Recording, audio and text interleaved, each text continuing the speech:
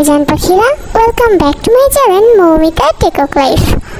আজকে আমি তোমাদের মাঝে আমার মায়াবিনী স্টোরিটার পার্ট 4 নিয়ে চলে এসেছি। আশা করছি বাকি পার্টগুলোর মতন এই পার্টটাও অনেকগুলি ভালো লাগবে জান পাখিরা। তো চলো বেশি কথা না বলে মূল গল্পে চলে যাই। আগের পর্বে আমরা দেখেছি জাংকুক ফিরে পেয়েছে তার বাবাকে আর আরেম ফিরে পেয়েছে তার ছেলেকে, কিন্তু দরজার বাহিরে একজন তাদেরকে দেখছে। সে কে ছিল, তাই তো? আর তার আসল পরিচয় কি? তো চলো দরজার পাশে কে ছিল আর তার আসল পরিচয় কি সেটা তো তোমরা গল্পে জানতে পারবে। এখন চলো মূল গল্পে চলে যাই আমরা।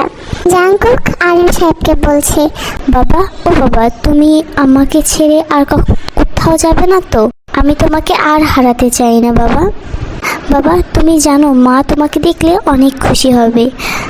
বাবা চলো, আমি তোমাকে এক্ষুনি মায়ের কাছে নিয়ে যাব, চলো আমার সাথে।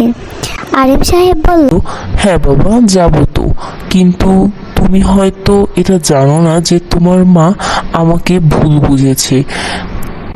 ভুল বোঝাবুঝির কারণেই আমাদের দূরত্ব তৈরি হয়েছে। আমাকে রেখে চলে গিয়েছেন তোমার মা। দরজার বাইরে দাঁড়িয়ে কথাগুলো শুনতে আর ভালো লাগছে না। সে তো এসেছিল তার বাবার হাতে খাবার খেতে, কিন্তু তার বাবার কথা শোনার পর তার পেট তো এমনিতেই ভরে গিয়েছে। হ্যাঁ, তোমরা ঠিকই ভাবছো, দরজার বাইরে দাঁড়ানো সেই ব্যক্তিটি হচ্ছে তে, কিম তেয়ং তে। আর এইসব কথাগুলো শুনতে ভালো লাগছে না, তাই সে সেখান থেকে চলে যায়। তার মাথায় এখন অনেক চিন্তা, সে কে, কোথা থেকে আসলো? জাংকুক যদি আরেমের ছেলে হয় তাহলে তে কে, তে কোথা থেকে আসলো? আর আরেম তো নিজেই বলেছে জাংকুক তার একমাত্র ছেলে আর তার কোনো সন্তান নেই, আর তাহলে তে কে? এসব ভাবতে ভাবতেই তো তে তার রুমে চলে যায় এবং সে এসব নিয়ে চিন্তা করতে থাকে এবং কান্না করতে থাকে।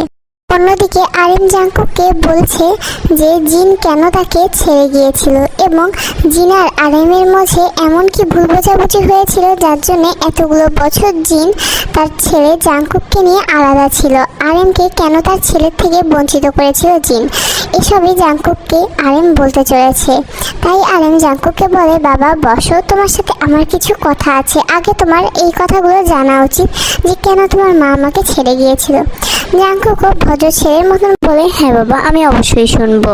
আরেম সাহেব বলা শুরু করে, বাবা জাংকুক, তোমার যখন 3 বছর বয়স ছিল তখন তুমি, আমি আর তোমার মাই দেশে ফিরি। মূলত তোমার মায়ের সাথে বিয়ের পরই আমি এদেশ ছেড়ে বিজনেসের কাজে তোমার মাকে নিয়ে দেশের বাহিরে চলে যাই এবং দেশের বাহিরে যাওয়ার 5 বছর পরে তোমাকে নিয়ে আমরা দেশে ফিরে আসি। দেশে ফিরতেই তোমার মা তোমাকে নিয়ে তোমার নানা বাড়িতে ঘুরতে চলে যায় প্রায় 3 মাসের জন্য। আর এই 3 মাস আমি একাই ছিলাম। তোমার মাকে যখন আসতে বলি তখন সে বলে সে আরও কিছুদিন থাকতে চায় এবং তার শরীরটাও ভালো না, তাই সে আসবে না। তাই আমি আর বেশি কিছু বলিনি। তোমাকে বলে রাখা ভালো, তোমার মা, আমি আর তোমার জিহুপ আঙ্কেল এবং তোমার আয়ু আন্টি একই কলেজে এবং একই ভার্সিটিতে পড়েছি। আমরা বেস্ট ফ্রেন্ড ছিলাম। তোমার মা আর আমার বিয়ে হয়ে যাওয়ার পর জিহুপ এবং আয়ুরও বিয়ে হয়ে যায় এবং আমাদের বিয়ের পরেই তো আমরা দেশ ছেড়ে চলে গিয়েছিলাম। তাই আর দুই বন্ধু কোনো কথা বলা বা যোগাযোগ করার সুযোগ হয়ে ওঠেনি। আমিও বিজনেসের কাজে ব্যস্ত ছিলাম আর জিহুপও নিজের সংসার নিয়ে ব্যস্ত ছিল, তাই আমরা আর কোনো যোগাযোগ করার সুযোগ পাইনি। কিন্তু আমি যখন এতগুলো বছর পরে দেশে ফিরলাম তখন আমার মনে হলো জিহুপের সাথে দেখা করা উচিত। তাই আমি জিহুপের খোঁজ নিয়ে জিহুপের বাসায় গেলাম এবং জিহুপের বাসায় গিয়ে তো আমি পুরোই অবাক, কারণ জিহুপ অনেক অসুস্থ ছিল। জিহুপের হার্ট অ্যাটাক 2 বার চলে এসেছে আর একবার আসলেই জিহুপকে বাঁচানো সম্ভব না। এইটা শুনলাম আমি আয়ুর কাছ থেকে এবং দেখলাম আয়ু 1 মাসের প্রেগনেন্ট। আমি আয়ুকে অনেক কিছু বুঝিয়ে সান্ত্বনা দিয়ে বাসায় ফিরে আসলাম। এভাবেই দিনগুলো কাটতে লাগলো। একদিন বিকেলে হঠাৎ আয়ু ফোন দিয়ে অনেক কান্নাকাটি করতে করতে বলল, ভাইয়া জিহবের অনেক অবস্থা খারাপ, আপনি তাড়াতাড়ি সম্ভব হলে আমাদের বাসায় আসুন। আমিও আর কিছু না ভেবে তাড়াতাড়ি করে চলে গেলাম জিহবের বাসায়, কিন্তু আমি যেতে যেতে অনেকটা দেরি হয়ে গেছিল। ততক্ষণে আর আমার বেস্ট ফ্রেন্ড বেঁচে ছিল না এই দুনিয়ায়। সে এই দুনিয়ার মায়া ত্যাগ করে পরক দুনিয়ায় চলে গিয়েছিল। তারপরে জিহবের কথা ভেবে আয়ু অনেকটাই ভেঙে পড়ে, মানসিক দিক দিয়ে অনেকটাই দুর্বল হয়ে যায়। তাই আমি সিদ্ধান্ত নেই আয়ুকে আমার নিজের দায়িত্বে নিজের বাসায় নিয়ে যাব এবং আয়ুকেই আমি আমার কাছেই রাখবো। এটা ভেবেই আমি আয়ুকে নিয়ে আমার বাসায় চলে আসি।